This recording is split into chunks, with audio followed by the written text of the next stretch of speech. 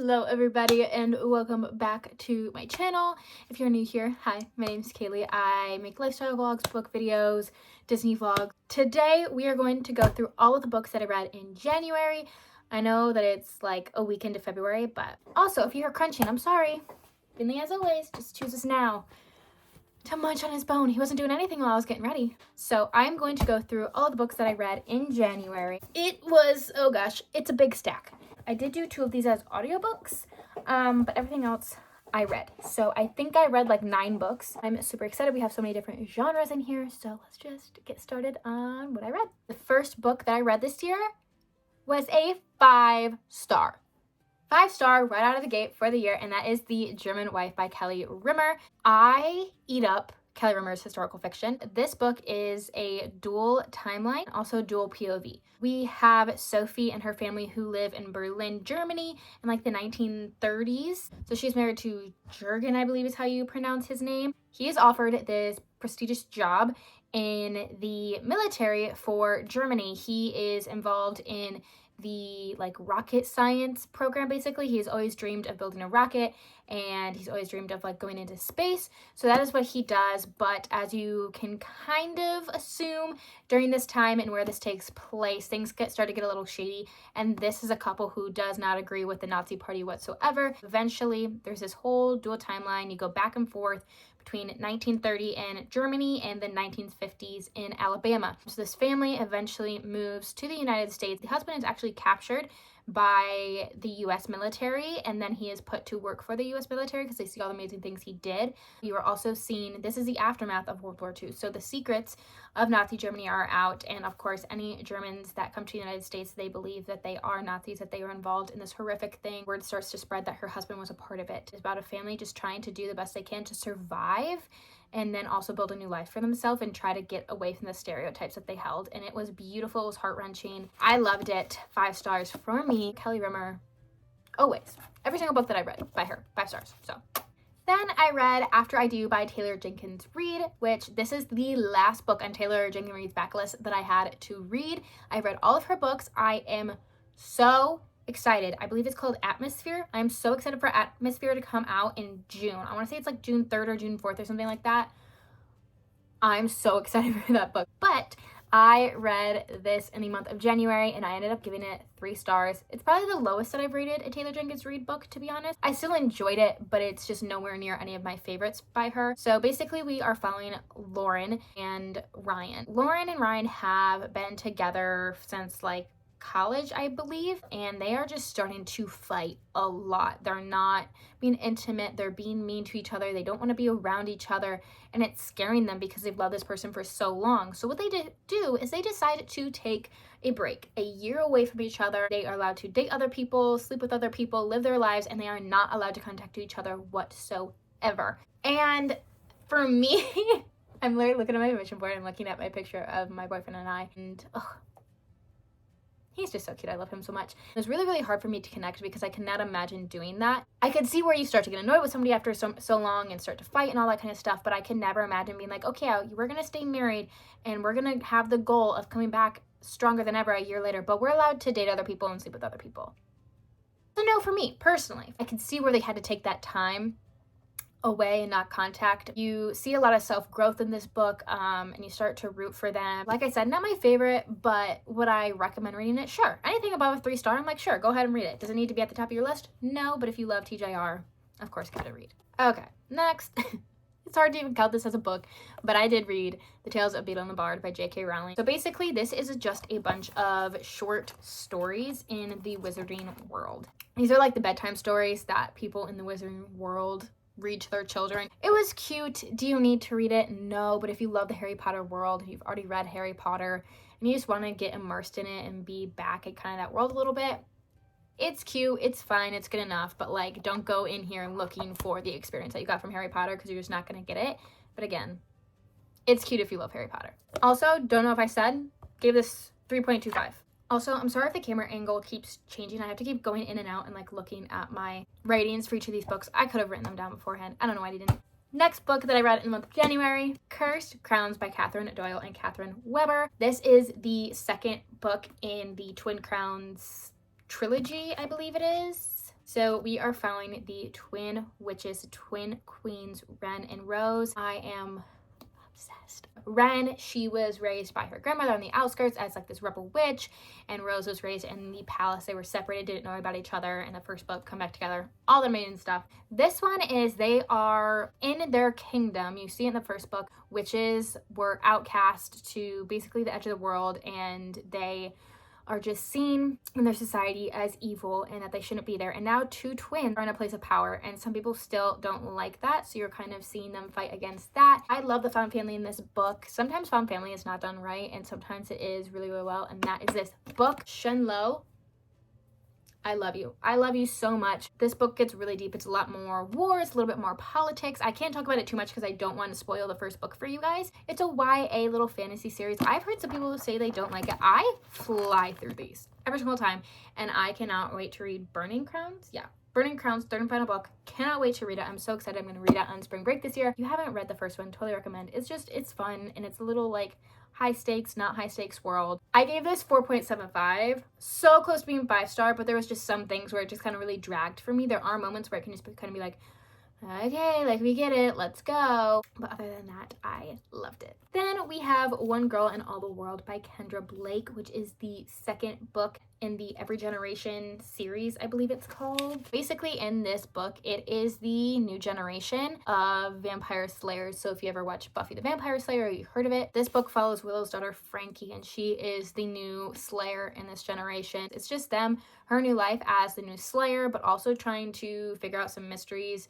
with where all these other slayers went. That starts in our first book. Like, where did all the slayers go? Where's Buffy? Are they alive? And it's kind of, again, building out the first book, so I can't talk about it too much, but you see a lot of characters from the show, and I had actually never even watched the show before. I'd heard of it, of course, but I never watched it. Even when I read the first one, I was like, you know what? I want to be more immersed. So I started watching the show while I was reading this, and oh my gosh, I was obsessed. You don't even have to read it during like the fall time, Halloween time, even though it's so much fun. There is one more book, and I am so sad for it to be over. I gave it 4 stars. It was super fun.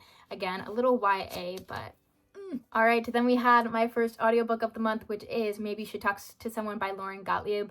I love this book. I was working on this audiobook for so long. I would stop and start this. And it's not because it was bad. It was so good. I gave this book 4.25 stars. There was times, yes, in this book where, especially towards the end, I was like, okay, this could have been done. This book could have probably been about 100 pages shorter. Basically, this is a real life story of this woman, Lori Gottlieb, and she is a therapist who started needing to go to her own therapist because she's going through this really, really hard breakup. Tells her stories of going through therapy, and then also shows her how she conducts therapy herself for her clients. And you follow one of her clients in particular, John. Of course, she doesn't use anyone's real names. And you just start to really not fall for these characters. You really start to become connected to these characters because they are real life stories.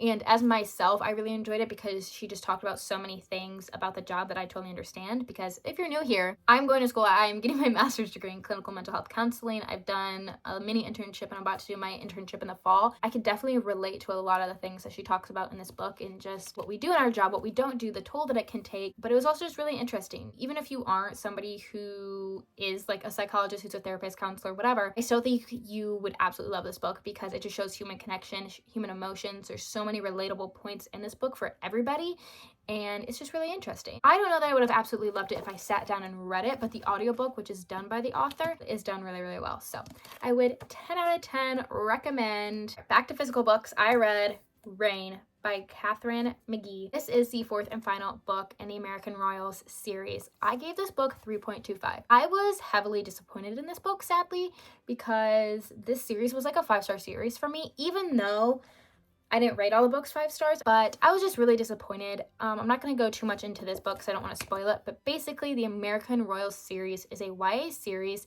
and it is if the US had a parliament instead. The first king was still King George Washington, all those type of things. And it's basically monarchy instead of a democracy, and you follow this family, the Washingtons, and you have 3 siblings. You have Beatrice, who is the oldest, and she's next in line to be queen, and then you have the twins, Sam and Jeff, and then you have like some other best friends, and you see relationships grow. Pretty much no one ended the way that they should have. And I was talking about it with my cousin, who also really loves this series, and she's like, yeah, no, I totally agree. The ending was just meh for me because what do you mean? What do you mean Beatrice didn't end up with him? What do you mean that two people might be getting back together when they should not be together? Like, what? Also, we just totally skipped over stuff for Daphne. I'm so sorry. I don't care what she did, what growth she may have had. I have never disliked a book character so much my entire life, and I don't use the word hate very often, and I still don't want to use it here because it's a very strong word, but I despise her. I feel like we just kind of all forgave her. For what at the end? For what? Did she also have things happen to her? Of course, but also karma. I was pretty disappointed in the end of this book. Would I still recommend the series? Absolutely. The first two are amazing. The third is pretty good. I just didn't love the ending of this. It wasn't my vibe. It was January, so you know I read this. Onyx Storm by Rebecca Yarros. I gave this book 4.25 stars. Loved it. Thoroughly enjoyed it. But I am also with everybody else. Huh? Who? Who are these people? We already had a huge cast as it was. Then we just really expanded it. Last like 100 pages of the book, or even like 50, I was like, hold up, wait, let me get my phone. Okay, who the hell is this person? Like, because they just randomly showed up, and I feel like you're supposed to be like, oh my gosh, and I'm like, huh? I'm not gonna talk too in depth about this because I do not want to give any spoilers. And if you don't know what Fourth Wing is and you're watching a book video, I don't know what to tell you. Unless you're new to reading, hi, welcome. Please read Fourth Wing. It is amazing. Here's the thing. Love Fourth Wing. 5 stars. Iron Flame. 3 stars. Onyx Storm. 4.25. This is better than Iron Flame. I will say that. But the ending? Huh?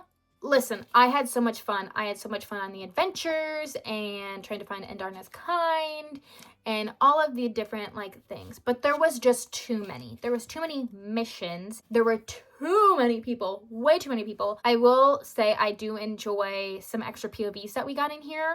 But huh and who are my 2 questions.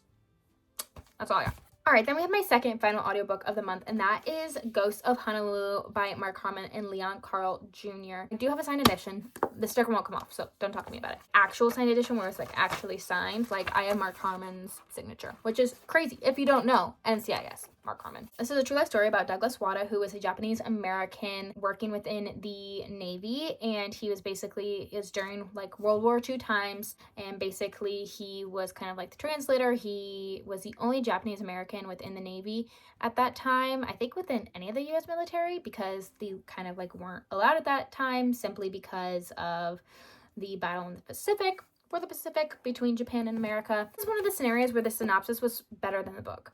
The synopsis is basically like, hey, here's this guy, Japanese American, living in Hawaii, working in Pearl Harbor during World War II times, and how he navigates that in his life as being the only Japanese American working within the U.S. military at the time. Awesome. That sounds like it's going to be so good. We're going to see his life. We're going to see what life looked for him, and we're going to see what he did within the U.S. military. Where did that happen? It was just way too many people. It was so hard to keep up straight. The flow of the book is what really messes up. I feel like it could have been better if it was organized differently because it just didn't make sense. It was too hard to remember who was who and what they did and why they're important. I feel like we barely talked about Douglas Wada and we didn't really talk about Pearl Harbor. I wouldn't recommend it. I don't think you really gain much from it. Then I read Heartless by Elsie Silver. This is the second book in the Chestnut Springs series. I gave this book 4 stars. I don't know why I've been putting this off for so long. I don't really read like romances, especially like spicy romances anymore. Let me tell you, the spice in this, a lot. We follow Cade, who is the oldest brother within the Eaton family. He's like the grumpy single dad. I usually don't like single parent, like romances are just not my thing. Usually the kids are just really annoying in them and not written very well. This was not the case at all. So Cade is a single father to Luke, who I believe is like 5 or 6 years old. And he is just realizing that he is way too busy and he needs a nanny for his kid while he's working the ranch. And Cade is just so very protective of his son. Then we have the female main character from the first book. She's like, I know the perfect person. And so she brings in her friend Willa to be the nanny. Cade and Willa in the beginning of this book actually have like, not a meet cute, but like they meet.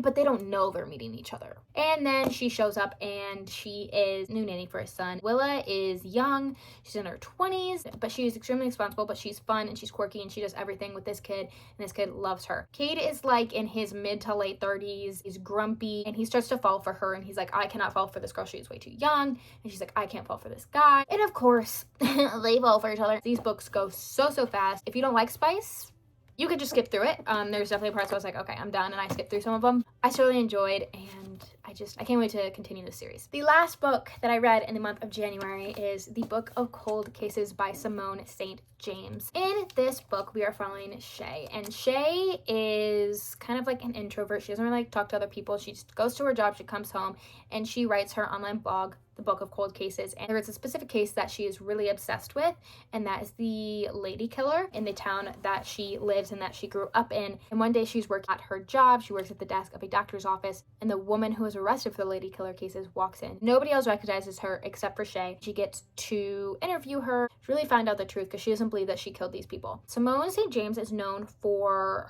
her paranormal writing, which I don't always love, but I loved In the Sundown Motel by her. This book was kind of creepy and eerie for like the first 100 pages, and then I feel like we really lost that part of it. So I gave it a 3 stars. It's still a good read. I really enjoyed Simone St. James, but it just wasn't very eerie and spooky like I was expecting. So those are all the books that I read in January. Do not be expecting this every single month. I don't know how I did all this. Granted, 2 of these, yes, were audiobook. The rest I read, whether it was with the physical book or on my Kindle. My average is like 4 to 5 months. Let me know down below what your favorite book of January was. What was your rating? Why'd you love it? If you have any recommendations for books, please put them down below. I hope you guys enjoyed this first book video, and I will see you next time.